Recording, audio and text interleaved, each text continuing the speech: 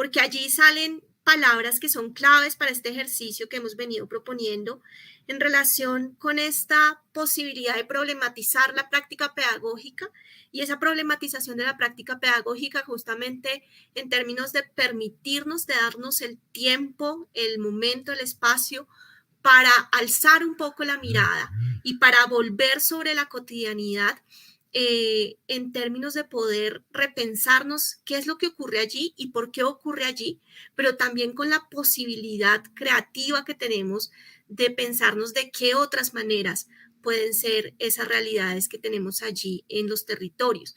Y no necesariamente porque lo que esté ocurriendo allí deba ser reevaluado, sino porque todo el tiempo estamos en un ejercicio de cambio, de dinamismo constante frente a nuestra práctica pedagógica y siempre es importante ese ejercicio reflexivo. Entonces, vamos a continuar con esto aquí en mente con nuestro siguiente momento de nuestro webinario. Para este momento, yo quiero primero invitar a mi compañera, colega, Julie Paulín Trujillo Vanegas. Julicita ya está por ahí. Sí, por acá estamos, por acá estamos. Bueno, Julicita es asesora de la Subdirección de Calidad de la Dirección de Primera Infancia del Ministerio de Educación. Es maestra, amante del trabajo con comunidades y pares formadores. Es licenciada en Pedagogía Infantil y magíster en Investigación Social e Interdisciplinar.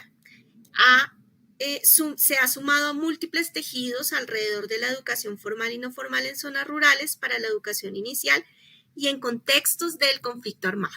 Entonces, con Julie, nuestra colega de la Subdirección de Calidad de la Dirección de Primera Infancia del Ministerio, vamos a estar en este segundo momento acompañando esta conversación con nuestra siguiente invitada. Entonces, yo voy a dejar a Julie para que haga su saludo, su presentación, nos anticipe allí entonces a nuestra siguiente invitada y nos vemos ya al finalizar la conferencia para conversar sobre estos aportes que tendremos. Muchas gracias, Nata. Muy buenas tardes a todos, todas las personas que están conectadas, compañeros de PTA, líderes de educación inicial, que están de los distintos territorios.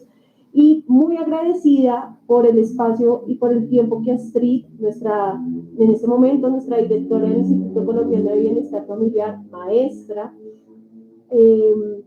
líder en muchos procesos de política pública y de procesos comunitarios que nos saca hoy para compartir de esta semilla de la que también ella fue parte en el momento que estuvo como subdirector técnica de calidad de la Dirección de Primera Infancia en el Ministerio de Educación Nacional y en su recorrido pues, por distintas instancias, para compartirles algo que tal vez muchos en distintos momentos nos hemos preguntado, ¿no? Y es esto de ¿qué debemos transformar y cómo podemos transformar en nuestras escuelas? Revisábamos los comentarios, que tratamos de verdad leerlos todos, y encontrábamos comentarios como es que hay maestras que sí son innovadoras y están haciendo cosas distintas a lo que nos mostraba el video que nos compartió Consuelo. Como habían otros comentarios que nos decían y nos ponían a reflexionar sobre la rutina, sobre los espacios. Y precisamente hoy la invitación que le hacemos a Astrid desde su experiencia, desde su liderazgo en procesos educativos también, desde su liderazgo como maestra y en el ejercicio de la política pública, es que nos comparta unas premisas que nos han ayudado al Ministerio de Educación a darle sentido a estos momentos de la metodología para PTA que tanto Consuelo como Joana les comentaron en la primera parte, este ciclo del ver, comprender, transformar, recordar y compartir, que tienen todo una mirada también desde la comprensión del maestro como sujeto político y de conocimiento y de reconocernos desde nuestra capacidad de reflexión, de poder revisar esa máquina a la que llamamos escuela y poder cartografiarla, pensarla y cambiarla, teniendo muy claro que este ejercicio del cambio es una pregunta constante que nos hemos hecho y que desde la experiencia de Astrid esperamos tener muchos más elementos para poder entender qué es eso de poder repensar, pensar, transformar y conectarnos con otras posibilidades de vivir la educación con los niños, las niñas, las familias y las comunidades. Astridcilla, un gusto tenerte aquí, felices de que nos hayas sacado este tiempito y pues te damos toda la palabra para que puedas comentarnos. Hola Julie, ¿cómo estás? ¿Me escuchan bien? Sí señora, te escuchamos. Bueno, muchas gracias a Julie, muchas gracias al equipo de PTA. Nosotros estamos acá desde el corre-corre de todas las tareas que tenemos, pero cumpliendo aquí el compromiso que teníamos con los maestros y las maestras del Ministerio de Educación y con estas ganas de compartir un poco una apuesta que construimos también con los temas de formación docente. No sé, Julie, si de pronto puedes empezar a compartir la presentación. Vamos a aprovechar este ratico para hablar un poco de esto que es cartografiar, pensar y cambiar la escuela. Creo que quedó la letra en un texto que no se puede ver, tal vez. Quedó corta la letra. Bueno, sí, creo que por el tipo de letra que pusieron, al final no se pudo usar la misma por lo que veo, pero bueno.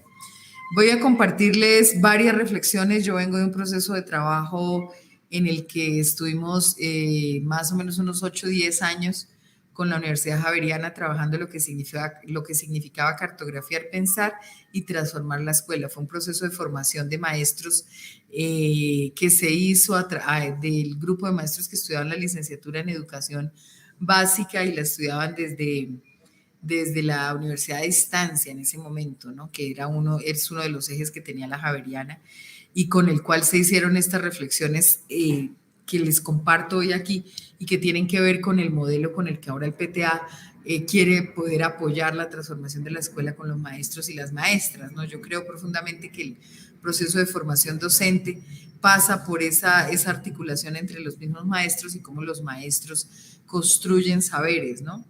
Lo primero es comprender qué es lo que queremos cambiar, porque a veces tenemos mucho afán de cambio, pero no entendemos a qué nos enfrentamos cuando hablamos de cambio y cuáles como las piezas de esa máquina que queremos cambiar o cómo queremos cambiarlas. Si queremos cambiar solo unas piezas, si queremos cambiar sus productos, si queremos cambiar qué de la máquina en la que nosotros estamos como sistema educativo. Y en esta presentación me va a acompañar mucho Francesco Tonucci. Frato es uno de los caricaturistas más hermosos y los pedagogos que yo siento que han logrado materializar en dibujos y comunicar un mensaje pedagógico que no siempre es usual verlo, ¿no? Esta caricatura es de 1992, si no estoy mal o antes, por lo menos la recuerdo desde mis épocas de la universidad, y es una caricatura que nos muestra de manera muy gráfica cómo es esa sociedad y esa manera, esa escuela la que tenemos, ¿no? La escuela la que tenemos no siempre fue así, lo repito, no es una escuela que nos haya mandado Dios y que nos haya dicho la Biblia que debe ser así. Es una escuela que fue surgiendo a partir de la sociedad industrial.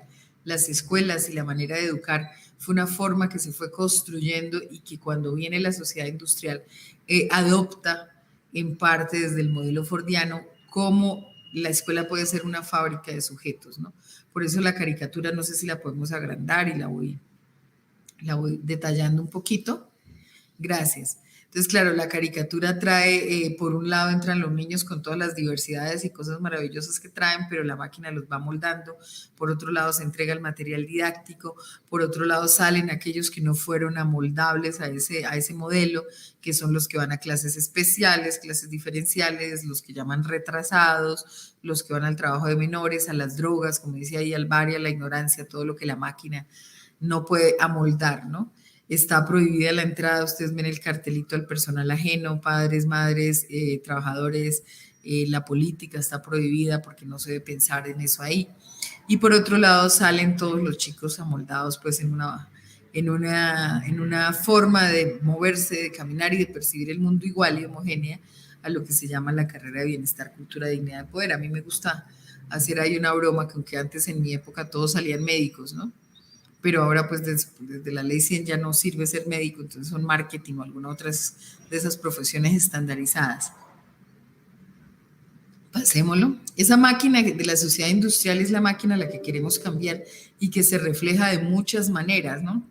Esa máquina es la de esa foto que uno diría que es del siglo pasado, pero todavía la encuentra uno en muchas instituciones, ¿no? Es la máquina que nos enseñó que todos debían ser iguales para ser buenos, ¿no? Es lo que llamaría Foucault una estética del homogéneo y una ética también del homogéneo. Entonces pareciera que todo lo bueno es igual y todo lo que se sale de lo igual es malo. Entonces, en esa medida, esa máquina genera una disciplina, una homogeneidad, una manera de ser y de pensar. Por eso ahí les ponía yo la cita de Pierre Bourdieu cuando habla de que el sistema escolar reflejaba las sociedades modernas y que allí se fabricaban personas, ¿no? Pasémosla. Esta foto, que es mucho más reciente, todavía se ve en algunos colegios, ¿no? Y algunas escuelas, donde lo más importante es la fila más allá de los niños y las niñas, ¿no? Yo recuerdo a algunos chicos que entrevisté hace ya unos 2, 3 años, que estudiaron siempre en colegios un poco más desestructurados que esto, y ellos cuando fueron a un colegio regular me preguntaban, ¿pero por qué hacen fila? ¿Para ir a qué? O sea, la fila es como para ir a algo cuando hay mucho turno, pero ¿por qué ahí hacen fila? ¿Qué es el carácter de la fila, no? Y eso tiene que ver con mucho de los que nos enseñaba Foucault, de esa máquina que disciplina lo homogéneo. Entonces, lo más bonito es que todos hagamos lo mismo al mismo momento, por eso nos encantaban los desfiles de las bandas y los desfiles militares, porque nos encanta que todos hagan lo mismo al mismo momento. El problema de esa repetición y de ese ejercicio que domestica todos los días el alma, el pensamiento, que uniforma a los niños y a las maneras de ser los sujetos, es que termina pensándose que lo homogéneo es lo bueno. Pasemos a la otra. Y que la ética y la estética están ahí. Esa máquina que nosotros hablamos de cambiar todo el tiempo, y esta estructura es un poco a partir de esas lecturas de Michel Foucault, tiene que ver con la manera como reproduce rituales, cómo los rituales terminan siendo ese ejercicio cotidiano de hacernos pensar de un solo modo. Entonces uno no se explica cómo el colegio del Chocó, el colegio de Argentina, la escuela de Barranquilla o la escuela de Cartagena o de Santander, todas tienen Día de la Madre y hacen lo mismo. Si es que nunca se hablan las coordinadoras ni nunca se ponen de acuerdo para hacer el mismo Día de la Madre en todo lado, pero lo hacen igual.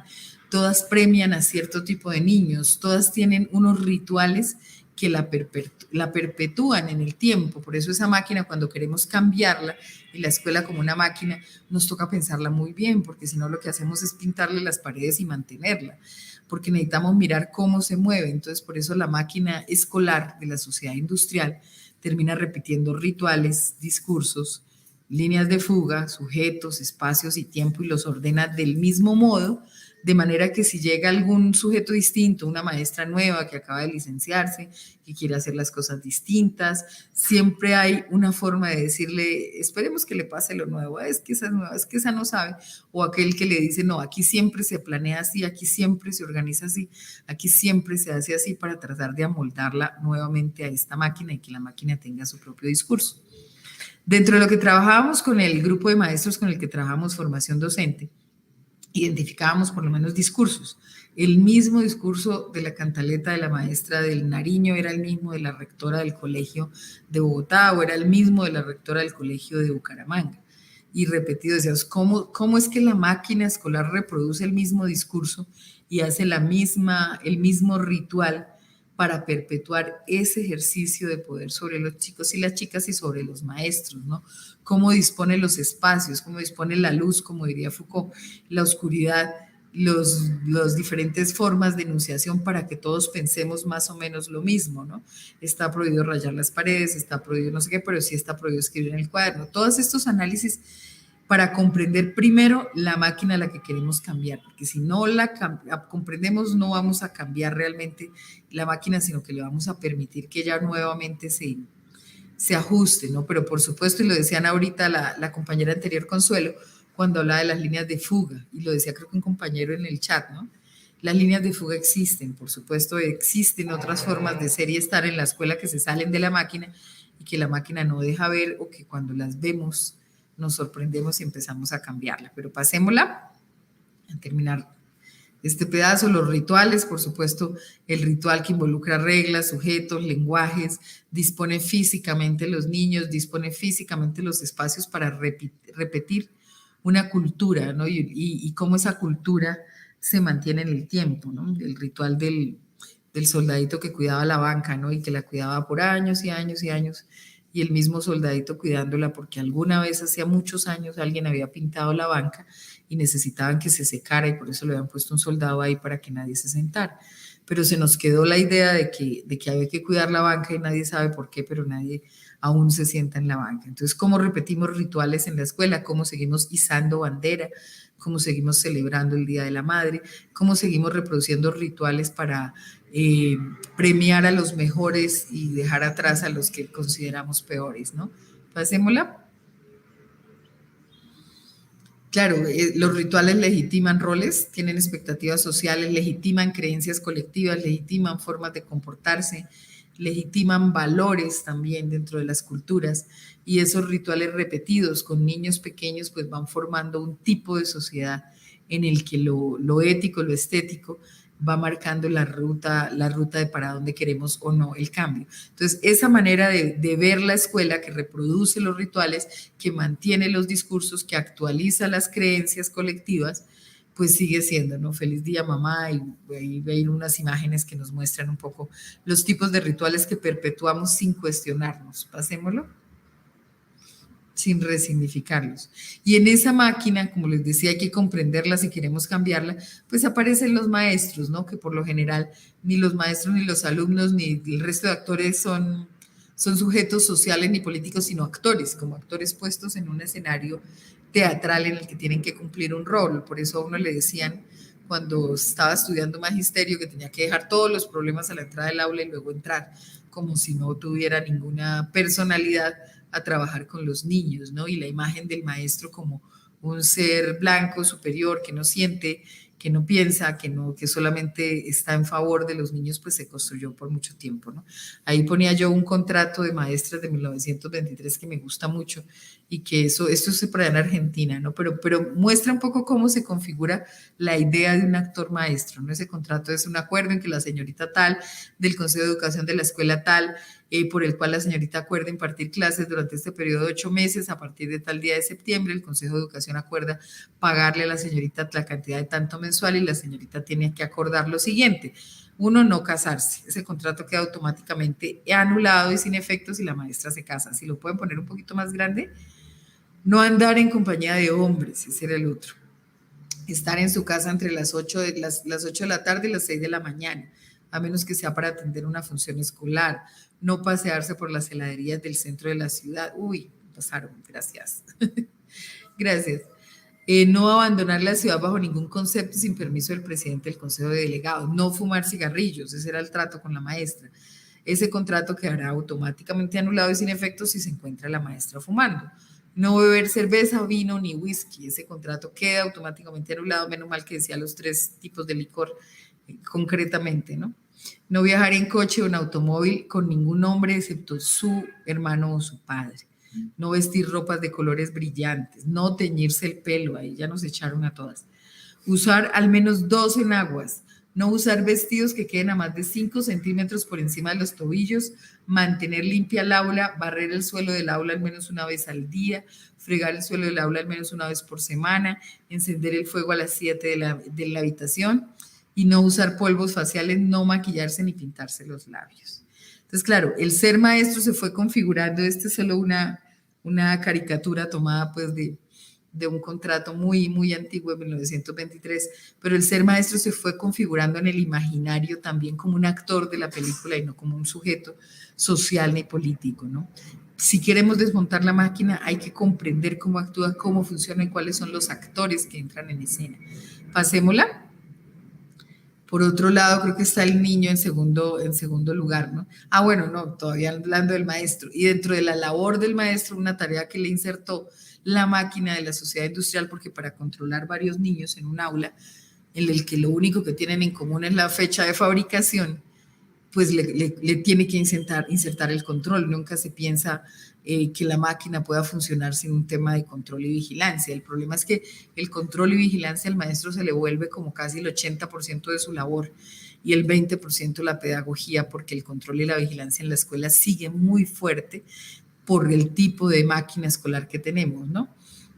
Entonces ahí hay 2 caricaturas muy bellas de Tonucci. La primera, la del maestro que lleva a cuestas el currículum, el diseño, la programación, la evaluación, la interdisciplinariedad, la reforma, la didáctica, y está ya aplastando al niño mientras lleva toda su cantidad de cuadernos, ¿no?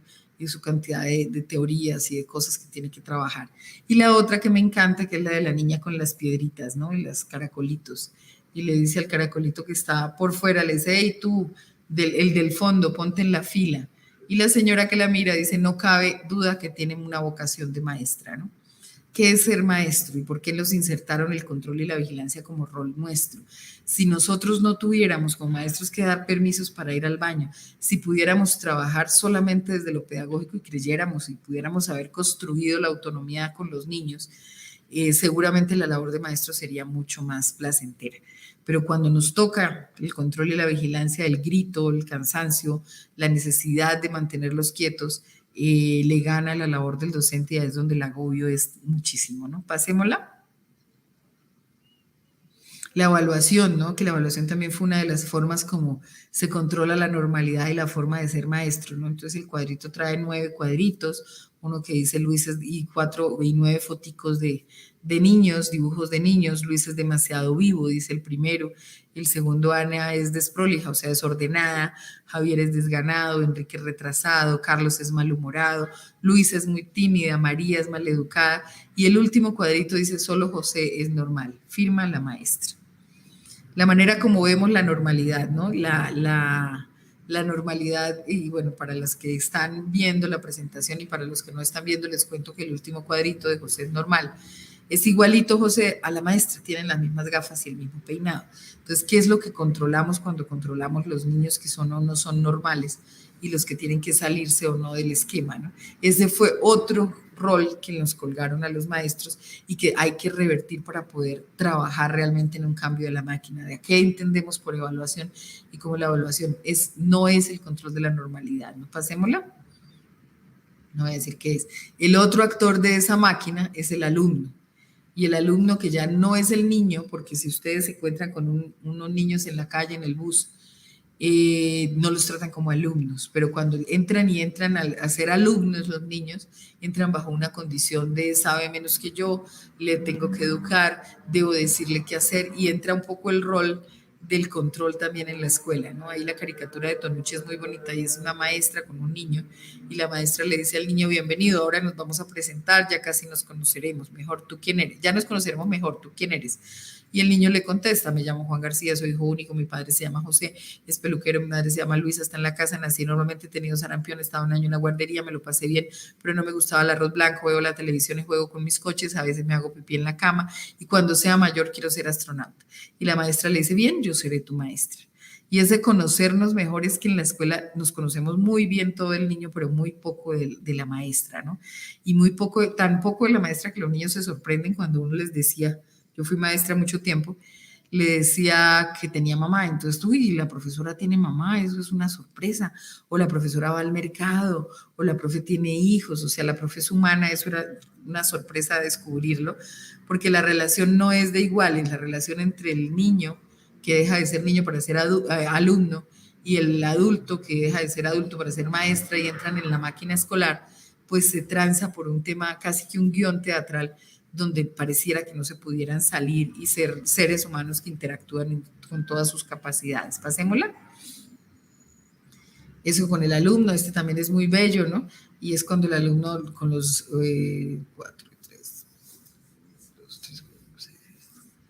12 cuadritos, en cada uno hay un niño, dice yo soy larguilucha, la primera, la segunda dice yo no tengo padre, la otra yo soy pecoso, el otro yo soy muy bajito, el otro yo soy inmigrante, el otro yo soy tímido, el otro yo no me acuerdo nunca de las poesías, el otro yo tengo las orejas como Dumbo, la otra yo uso gafas, el otro yo tengo que llevar aparato, el otro yo soy hijo único y la última se pregunta, ¿y yo seré normal? Y en esa medida los niños también entran dentro del juego de la normalidad a partir de la comparación y las afectaciones que aparentemente tienen en el marco de lo que significa lo normal o lo anormal en la escuela, ¿no? Pasémoslo. El espacio es otro de los actores de la máquina que no podemos dejar pasar, ¿no? Ustedes ya saben que muchos de los análisis de Foucault se referían a la manera como las ciudades, las escuelas reproducen espacios sociales tales como los hospitales, las cárceles, y cómo el espacio está distribuido para la economía de ver de quien vigila a los demás. Si tú tienes una máquina escolar heredada de la fábrica, pues tienes una cantidad de, entre comillas, materia prima, que tienes que vigilar y ver. Por eso la tarima, por eso el lugar donde se ponen los niños y por eso el espacio y la organización de los espacios no es un tema neutral si uno quiere cambiar la escuela. Una de las cosas que a veces le sorprende a uno cuando trabaja con maestros es proponerles cambios del espacio y es súper difícil. Pareciera que si uno quiere cambiar la escuela y cambia el espacio, los tiempos de dedicación, las formas de evaluación es un sacrilegio, pero esas son las cosas precisamente las venas vertebrales de ese, los hilos vertebrales de esa máquina que tendríamos que tocar para transformarla. Pasémosla. Las prácticas, ¿no? Las prácticas son otro que es como el guión que se reproduce y que aunque pareciera cambiar, las prácticas vuelven y se amoldan, ¿no? En el primer cuadrito grande están los niños que van a la salida, ¿no? Porque salieron, muy importante que sacáramos a los niños de la escuela. Y entonces Tonucci ha dibujado aquí unas escenas muy bonitas, ¿no? Niños, hoy saldremos, vamos a visitar el barrio, vamos en fila de a dos, se dan la manita, no se distraigan, no bajen de la acera, ahora volvemos a clase y cada uno dibujará lo que recuerde. Si los niños hicieron todas las indicaciones de control que les dimos, pues el dibujo saldrá como el dibujo del último niño que es dibujando la nuca del de enfrente porque no pudo ver nada más si siguió todos los mecanismos de control que les dimos ahí. Y la otra es la del maestro que está al lado, que dice, qué mala suerte, está viendo la ventana con nieve, ¿no? Qué mala suerte, si pudiera tener toda esa nieve y este hielo en el mes de mayo, cuando según el programa es cuando tengo que hablar de los esquimales, ¿no? Y es como las prácticas se nos volvieron más importantes que el fin y que el sentido de la escuela, ¿no? Y la práctica, pero en el sentido de reproducir un libreto ya escrito y no de entender los contextos donde viven los niños. Esa es la máquina de la sociedad industrial cuando creó la escuela. Pasémosla. Y las prácticas, bueno, ahí hay otras más, les voy a dejar esas caricaturas, no voy a detallarlas, ¿no? Pero es muy bonita la primera donde la maestra dosifica por píldoras cada semana, ¿no? Y las de ¿cómo es? Las de actividades expresivas, nada más una o dos, porque esas producen adicción. Y cómo dosifica, entre comillas, los saberes para dárselos a los niños como si fueran medicamentos, ¿no? O la maestra que los lleva al bosque y en el bosque lleva la cartelera para decirles que les va a explicar las raíces, el tronco, porque el material didáctico, en fin. Pasémoslo. Eso tiene que ver con las prácticas docentes dentro de esos guiones y esos libretos de esa máquina industrial. Pasémosla.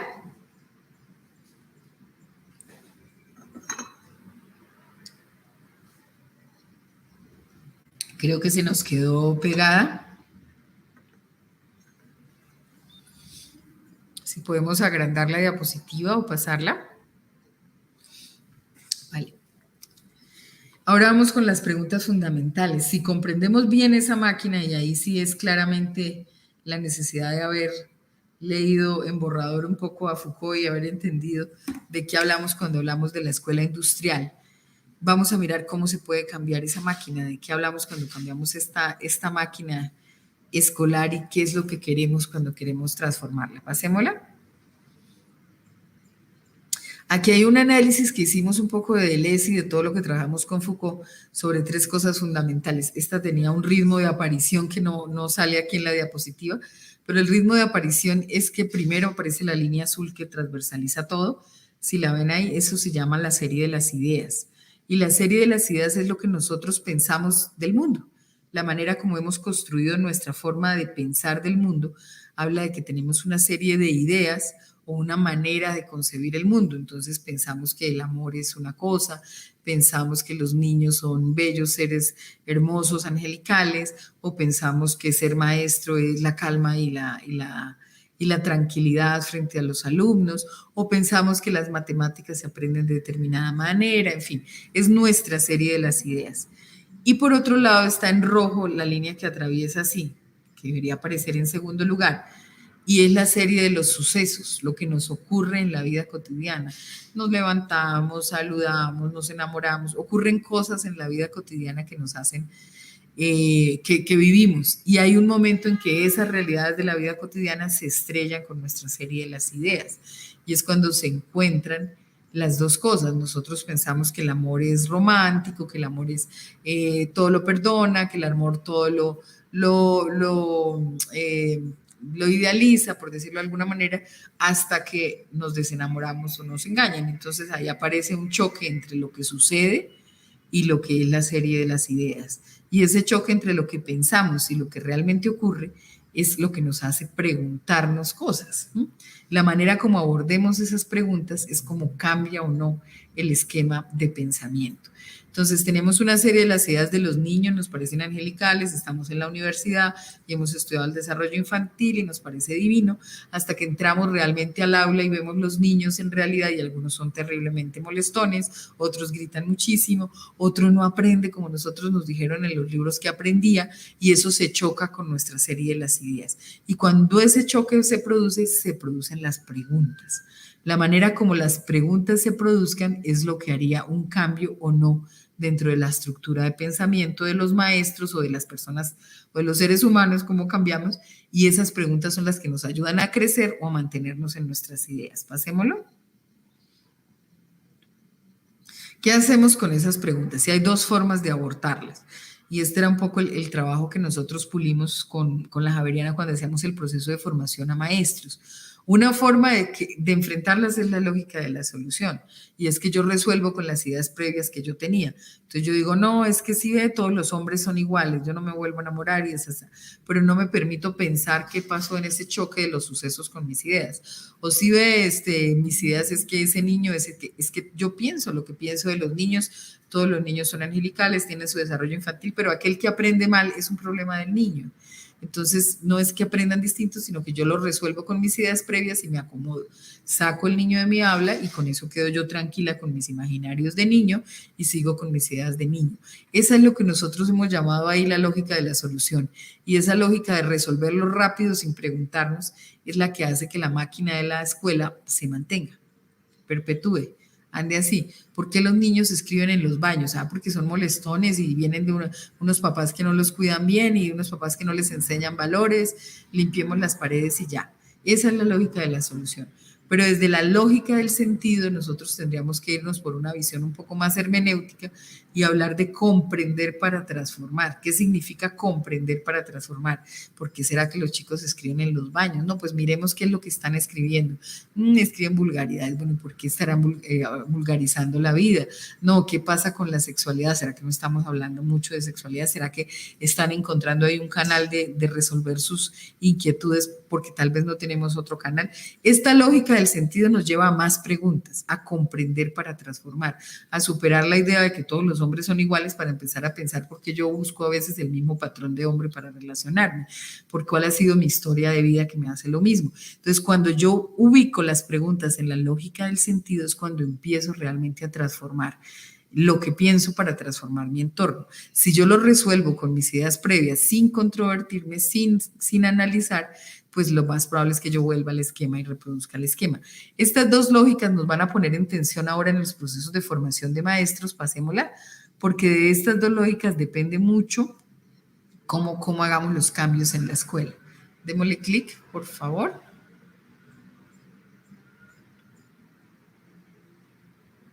Bueno, ¿y cuál es la tarea del formador de maestros? Claro, porque ahí venía un poco, ¿no? Esa idea de que los maestros aprenden también por repetición, ¿no?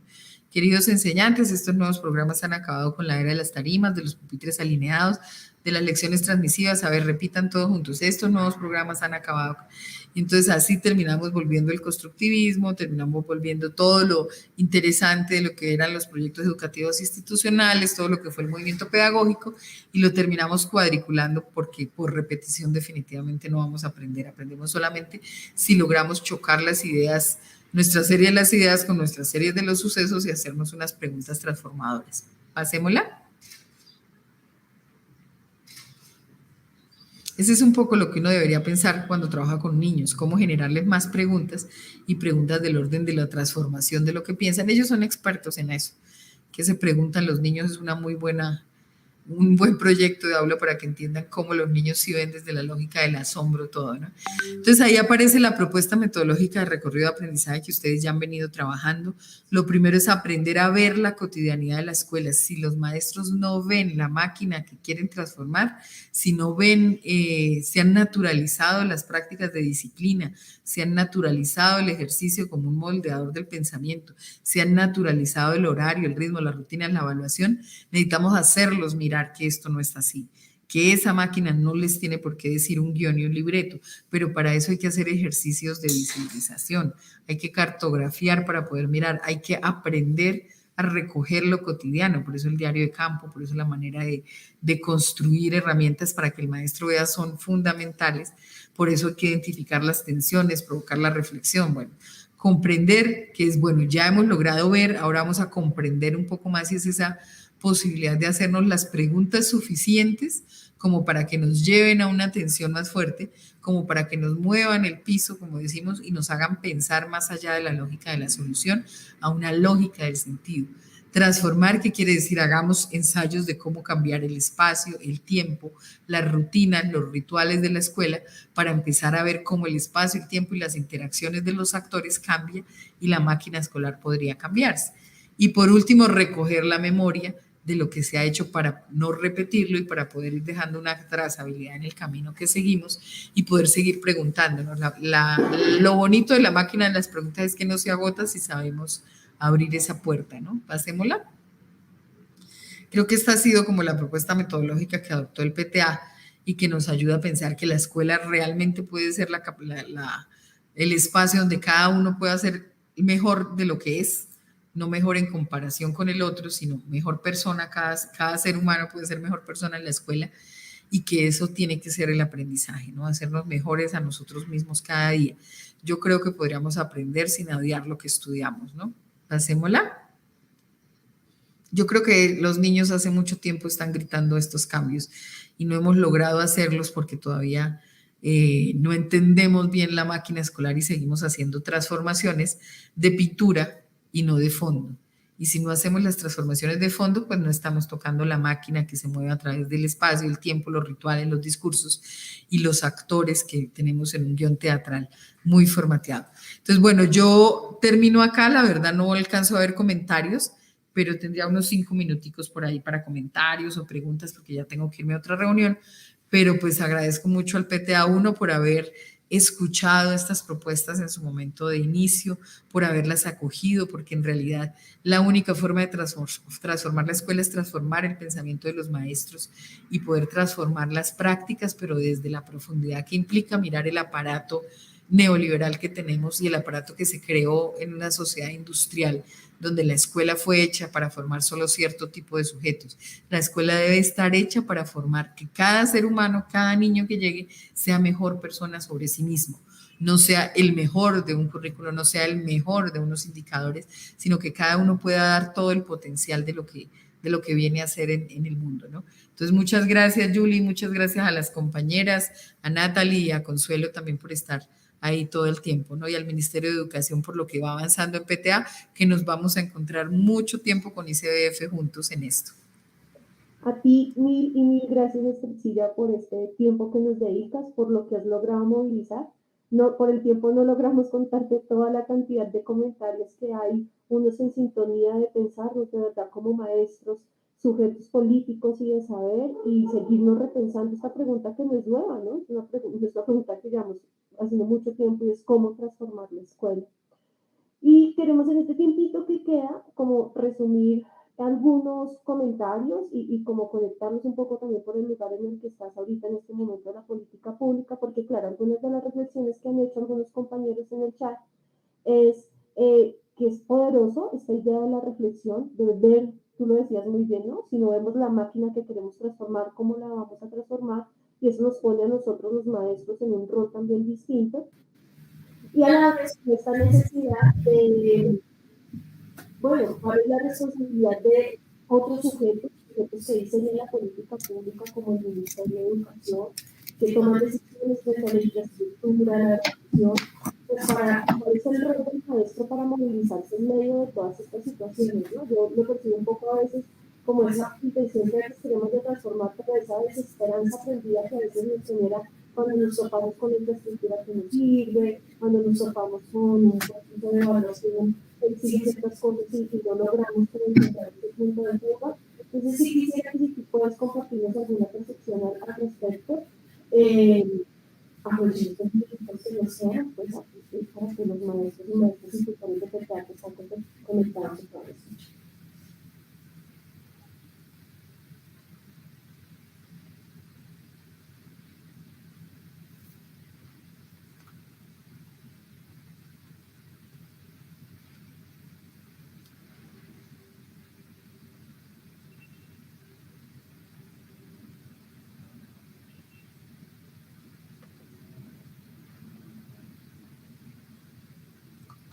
Astrid, ¿nos escuchas? Perdón, Julie, la última parte. No alcancé a... Estaba esperando como el resumen de los comentarios. Ahí me escuchan mejor, es que creo que están reportando que mi sonido no está bien. Tú estabas hablando de un resumen de los comentarios que iban a hacer. Yo creo que alguien acá porque como que mi sonido no está. Julie, ¿me oyes? Astrid, sí creo que Julie tiene problemas ahí con su salida de audio. Estábamos comentando aquí que en el chat vemos pues muchos comentarios en relación con esto del dispositivo escolar, de cómo en efecto nos marcan estos discursos, estas prácticas, y nos marcan también desde la forma en que nos disponemos desde lo físico, desde las interacciones, desde las relaciones. Y planteábamos aquí con Julie la pregunta de cuando ese dispositivo es tan fuerte, cuando lleva tantos años en este engranaje, movilizándose y de alguna manera insertándonos en estas cosas que se repiten, tú nos decías un poco de manera casi mecánica o natural, cómo el maestro, la maestra logra encontrar esos puntos de fuga para romper allí con el engranaje. Pero también la pregunta, porque por supuesto estamos aquí en un ejercicio de reconocernos y de reflexionar desde nuestro rol y desde nuestra posibilidad de vernos y pensarnos y recrearnos desde otras posibilidades, pero también frente a ese engranaje que no es, en el que nosotros somos allí como una pieza, no lo somos todo, ¿qué tendría que pasar también allí por fuera de nuestro rol, en el marco de las políticas públicas, en el marco por ejemplo, de esto que hacemos de formación y acompañamiento situado como programa, para acompañar a los maestros y apoyar a los maestros y a las maestras en estos puntos de fuga y en las formas de romper también, digamos, con este dispositivo? Ya, perfecto, Natalie. No, pues yo creo que hay una posibilidad muy grande del maestro que le permite a otro maestro ver esto no cambia, y creo que lo hablábamos alguna vez con el equipo de PTA. Las cosas no cambian porque uno vaya y eche la carreta o la discusión técnica, cambia porque uno empiece a ver distinto lo que le pasa en lo cotidiano. ¿Cómo cogemos lo cotidiano y lo volvemos acontecimiento? O sea, cómo lo cotidiano se nos vuelve acontecimiento para investigar. Decía cuando éramos niños que uno veía el programa del profesor Yarum o de eso, y con una sola cosita, bueno, de Carl Sagan, con una sola cosita hacían semejante acontecimiento. Decíamos, el patio de mi abuela debía ser una cosa majestuosa para hacer programas de biología. ¿Cómo cogemos lo cotidiano que pasa en la escuela y lo volvemos un acontecimiento de investigación y de problematización? Es decir, ¿cómo construimos problemas? Ya la lógica no es el problema es algo malo, sino cómo a partir de los problemas que tenemos lo miramos desde otro lugar. Como cuando uno coge una cámara y se ve a sí mismo en una obra y dice cómo estoy actuando y qué está pasando. Para muchos problemas, para muchos maestros hay tensiones en la escuela que son problemas, y es que este niño es el problema, este niño molesta mucho, o estos niños no se aprenden las tablas de multiplicar, o estos papás son todos unos negligentes, toca llamar ese jefe, dicen.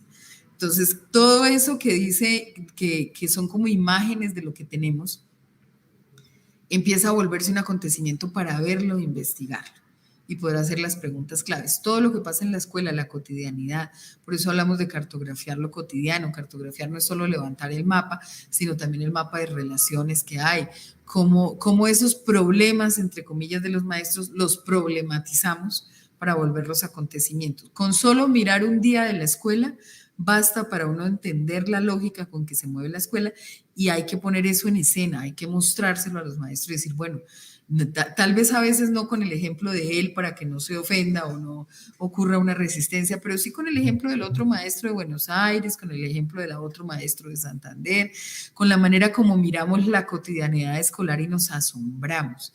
Y deberíamos asombrarnos todos los días de lo que pasa con los niños. Ese asombro hay que despertarlo volviendo cualquier hecho un acontecimiento. cualquier problema un eje de problematización. Las preguntas no son malas, los problemas no son malos, pensar distinto no es malo, pero para eso requiere el esfuerzo de agudizar la mirada, de agudizar los sentidos y de poder llevarlo a cabo. Yo sé que en muchos de los ejercicios de formación docente que nosotros teníamos, provocábamos los sentidos y eso ayudaba mucho. Hacíamos preguntas como ¿a qué huelen sus niños?, ¿no?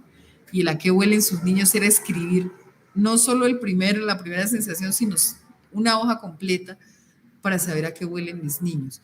Y cuando el maestro empieza a reflexionar sobre el olor, sobre el sentido, sobre lo que hace, va encontrando uno esas preguntas que van a hacer saltar el dispositivo, la máquina escolar y encontrar las líneas de fuga, ¿no? Eso que el maestro llama problema es que mi problema central es que a mí no me han enseñado cómo trabajo una clase y le saco provecho, entonces a mí se me va la clase, o el problema de ese maestro es que los niños se me salen de las manos, ¿no? Entonces uno tiene todas esas cotidianidades de la vida del maestro que las puede volver acontecimiento para cambiar la escuela. Y esa pequeña pregunta, ese pequeño problema que el maestro tiene en su aula, se puede convertir en el detonador de un análisis que lo lleve a problematizar el espacio. Mi problema es que tengo muchos niños en mi salón. Bueno, entonces, ¿cómo cambiamos esto? ¿Le quitamos niños? Pues sí, puede ser. Entonces, los ponemos a otro maestro. ¿Y qué pasa con los que quedan en el salón? Todavía siguen siendo muchos. Entonces, ¿hasta cuántos niños tú puedes trabajar? ¿2 niños solamente? ¿3 niños? ¿20 niños? ¿Cuál es el límite para trabajar algo? ¿Cuál es el límite para que cada niño pueda ser como él quiere ser? Y no tengamos que hacerlo, porque hay maestros que pueden con muchos y otros con poquitos, porque a unos les gusta gritar y a otros no. ¿Qué es lo que pasa en lo cotidiano? Y yo creo que ahí está la llave en saber ver lo cotidiano como un acontecimiento para producir las preguntas que cambien la escuela. Muchas gracias, Astrid. Y eso creo que tiene mucho sentido y mucho lugar si en el ejercicio de justamente la construcción dialógica del saber permitimos que los maestros y las maestras se pregunten, ¿no? Ese lugar